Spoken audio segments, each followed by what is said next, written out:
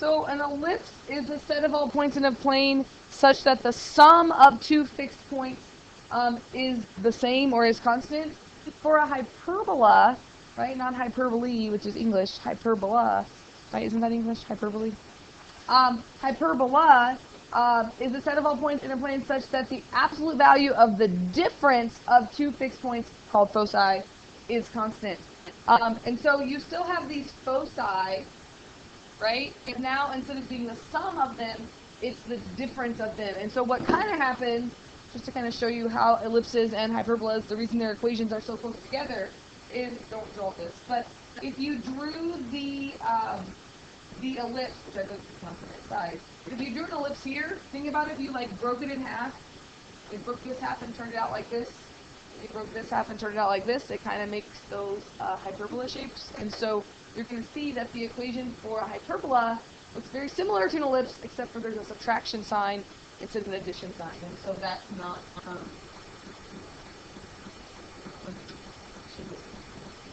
so what's really important to find here is our center. Just like the center in all of these, we're going to call that HK. I'm going to write this on the next slide in a minute.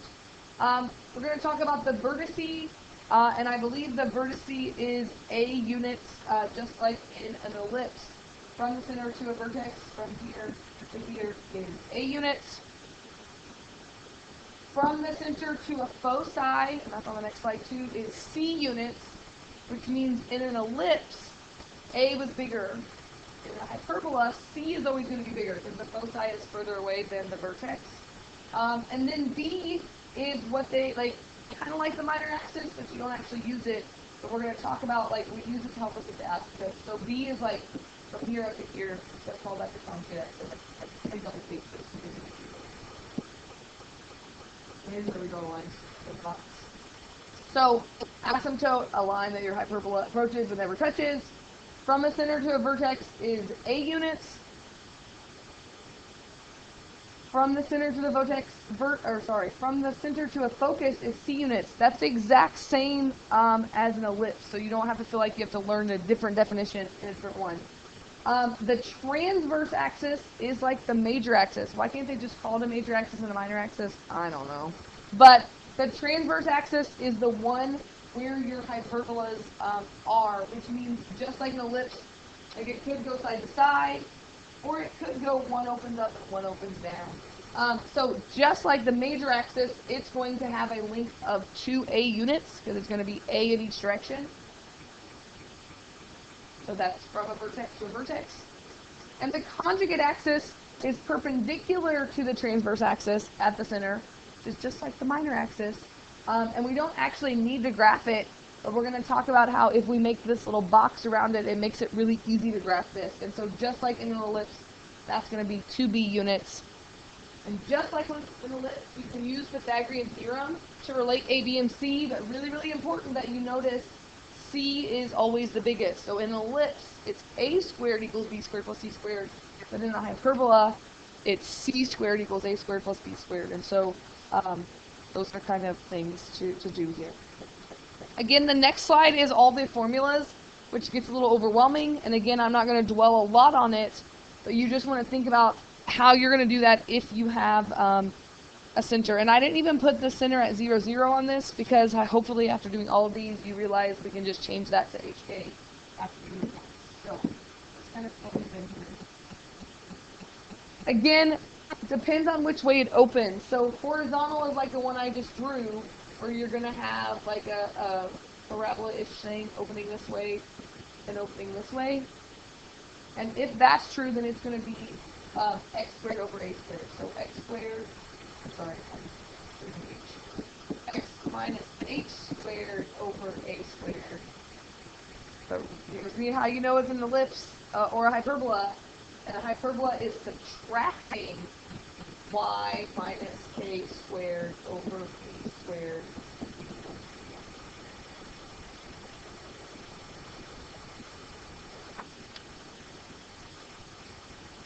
And if it's vertical, where your center is, I'm just kind of going at the center, or at the origin here, you're going to have one going up and one going down like this. So your A is going to be vertical, and now Y is going to be over A. And unlike an ellipse, it matters which one's first in this one because of the subtraction sign. So in a hyperbola, it's going to be y minus k squared over a squared minus x minus h squared over b squared equals 1.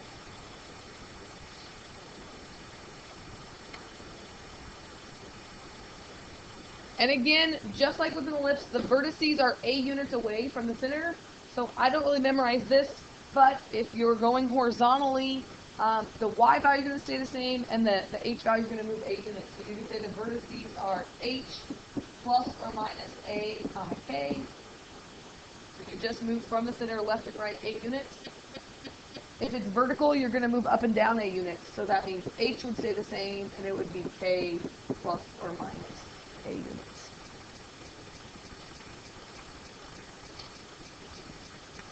The foci are c units. So again, we're just going to change the a's to c's on this. So the foci is going to be h plus or minus c comma k, or h comma k plus or minus c.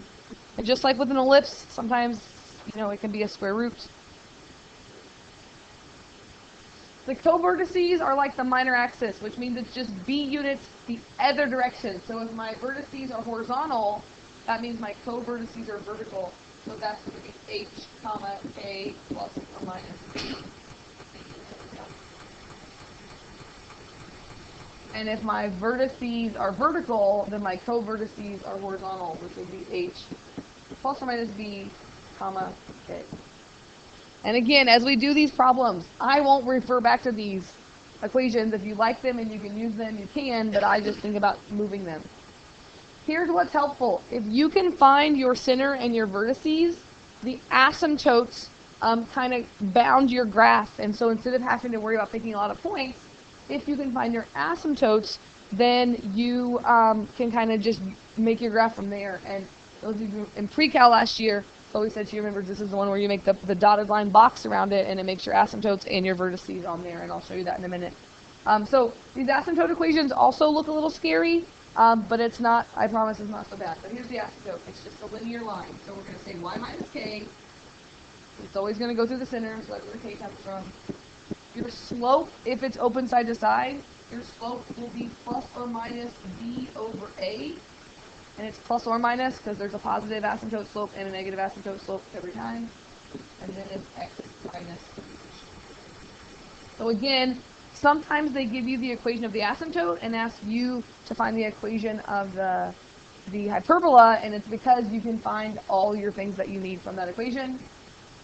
And all that's going to change when we flip it is our slope is going to change. So if it's going up and down, your asymptotes are going to be plus or minus a over b, because now a is vertical and b is horizontal, times x minus h.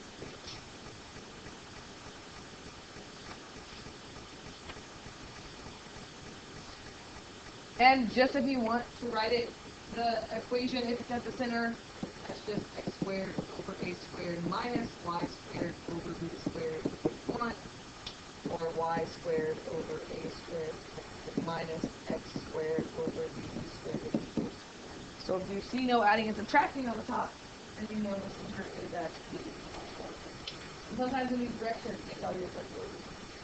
So again, we're kind of doing two days of this. The first day, we're going to practice more on looking at the equation and writing the graph, or putting the equation in figure form. And then tomorrow will be given pieces of information, can you write the equation to do this. So it says find the center, the vertices, the foci, the equation for the asymptotes, then sketch the graph using a graphing calculator. We're not using that.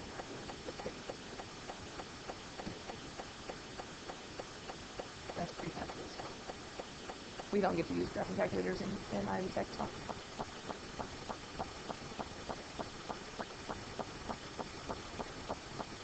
So what do you know right away when y is first? Going to flip it up and down. So I'm going to go ahead and say my center. Be really careful, I always screw this up, right? The center is hk, and h is with x. So my center is 1, negative 6. A is not always the biggest one now. A is the positive one, right? So this tells me this is A squared. So that means that A equals the square root of 16, which is 4. This is B squared, so B equals 5.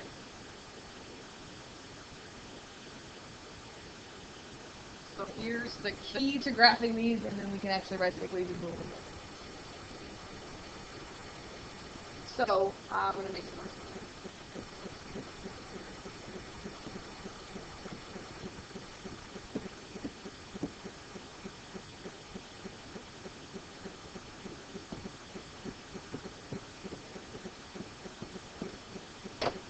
So my center is 1, -6.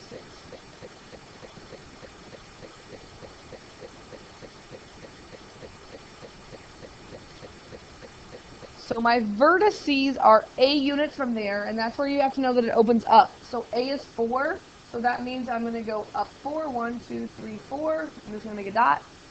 I'm going to go down 4. Oh, I didn't make enough spots. 1, 2, 3, 4, about right there. And that means I'm going to have like one U shape going up and one going down. I'm not looking for space, but that's okay. So here's where the co-vertices come into play. So if A is up and down, B is going to be left and right 5. So I could go over 1, 2, 3, 4, 5. I could go over 1, 2, 3, 4, 5. So if we connected this, this would be like an ellipse, right? So we don't want that. We want to make the hyperbola. So here's what you can do every time. If you make a rectangle out of these 4 dots that I've made. So if I'm going to kind of come over like this. If I make a rectangle out of these co-vertices, it's really hard to make it out of mine.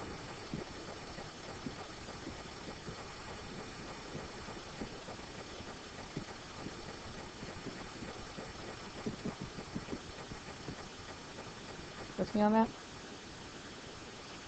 Your asymptotes will always be the diagonals of that rectangle, and that's because your asymptotes are either A over B slope or B over A slope. On this one, it's up A over B, up A back B. So I can make my asymptotes like this by just going through the diagonals of this.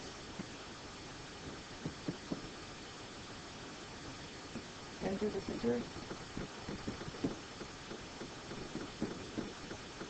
And this is where you got to remember which way it opens. This one opens up and down, which means this is going to be my vertice, and it's just going to follow those asymptotes, which means this is going to be really, really wide, right? So it's going to kind of go out like this, and I just kind of do this. And this one's going to start here at this vertice and follow those asymptotes. Very, very wide. So that's kind of the trick to graphing it, where you don't have to make a ton of points to do that. I did not do everything I'm supposed to do here, right? I'm supposed to find my vertices. I'm just going to use my graph to find my vertices because I'm starting at my center and I'm just going up 4. So that means it's still going to be at 1, but if I go up 4 from that, up 4 from -6, wouldn't that just be -2? And then my other vertice is going to be down 4, which you can just look on your graph. You were at -6, you went down 4, and that's at -10. So again, you never have to feel like you have to memorize that formula. The foci, we got to find C to do the foci. Barf, let's wait on that for a minute. The equations from the asymptotes, you could just look at these to do your equations, or if you just remember it's, y minus k, x minus h. It's really easy to find the slope of this because you just went up A over B. So I used to get really stressed at how I was supposed to remember if it's A over B or B over A, but it's really easy to look at that. So I can tell you that my asymptotes are y minus -6 equals plus or minus A over B, which is 4/5 x minus 1. So again, if you know what you're looking for on that, it's not super scary to do. Otherwise, you have to kind of work that all out and graph them. It's not terrible to find the foci. You just have to remember the relationship to find C. That C squared equals A squared plus B squared. So c squared equals 31, 41. 40. So c equals the square root of 41. You don't have a graph c, so it always annoys me when they make you find c because I'm not going to graph it anyway. But c is just, c is going to be further away than the vertices. So all I'm going to do is say that my foci are going to be 1. Starting at -6, I'm going to go up square root of 41 and down square root of 41. And there's no way to do that without a decimal. So that's how I'm going to write that answer here. And my foci is 1, -6, over minus the square root of 2.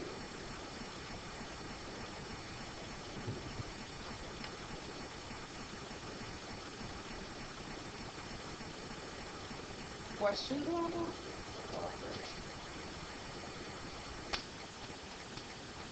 Alright, I got one more. I think that's it. Find the center of the vertices, the foci, and the equation of the asymptotes, and sketch the graph. Now, it's not in standard form. So just like we did with ellipses, just like we did with parabolas, just like we did with circles, you got to be able to complete the square. It's easy to be able to see which one's going to be negative, because you can see that x squared is positive and y squared is negative. If you didn't see that, you can figure that out as you go. Do I need to complete the square with x squared on this one? There's no other x in the problem, so that's just going to be x squared. But I do need to complete the square with this, so I'm going to go ahead and factor the -9 out, because I can't complete the square if there's a -9 in front of that. But be really careful when you take out a -9, right? You divide 36 by -9, that's going to become -4y. Leave a spot to complete the square, and then I'm going to add 72 to the other side. Half of -4 is -2. -2 squared is 4. Don't forget, we're not just adding 4 over here, right? We're adding 4 times -9. So I'm actually subtracting 36, or 4 times -9 is -36.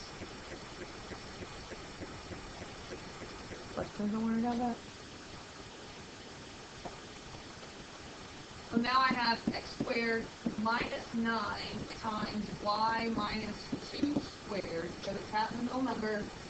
And then over here, 72 minus 36, times 6.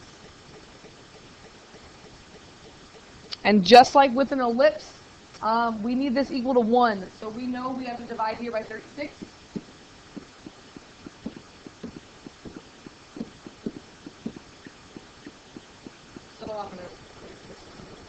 So I'm going to get my equation to be x squared over 36 minus y minus 2 squared over 4. That's a 9 divided by 36.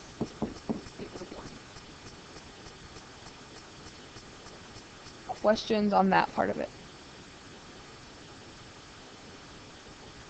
Okay, so since x squared is positive, I know this one's going to open left and right. I can say my center is, x says nothing there, so h is just 0, k is 2. And it's kind of up to you if you want to list everything first or you want to graph it first. For me, it's easier to graph it and then use the graph to find my information. But, you know, the vertices are just 8 units from there, and so you could do that now if you wanted.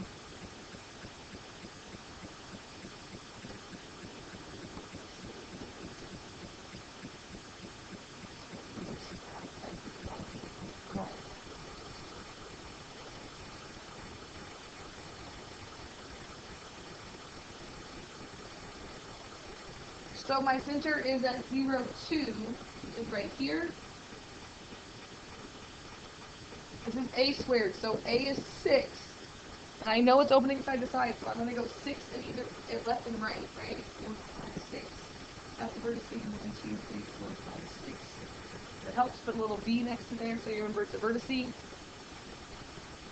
And then I always graph that conjugate axis. I always make that box. So this is b squared.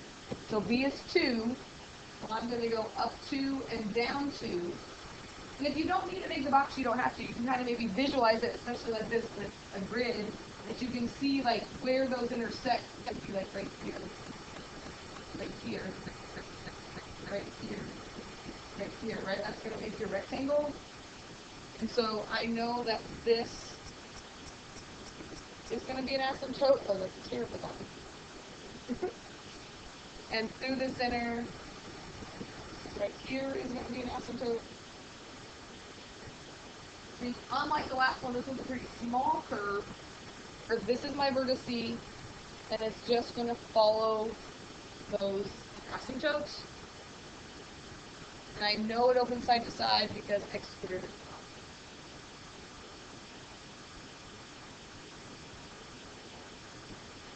So my vertices now, they're staying at 2, but the x is changing, moving 6 in each direction. So 0, if I add 6 to that, would be a vertex of 6, 2. And then I'd also have a vertex of back 6, so that's negative 6, 2. My asymptotes, I can say I know is y minus 2 equals plus or minus whatever my slope is there of just x, I guess. X minus 0. Think about that. So my slope, think about, you went up b over a this time, which would be up 2 over 6, or that's just a slope of 1/3. So I would say that's y minus 2 equals plus or minus 1/3 x. And then again, the one that takes a little bit more effort is to find your c value. So c squared equals 36 plus 4. So c squared equals 40. So the square root of 40 is 2 square root of 10.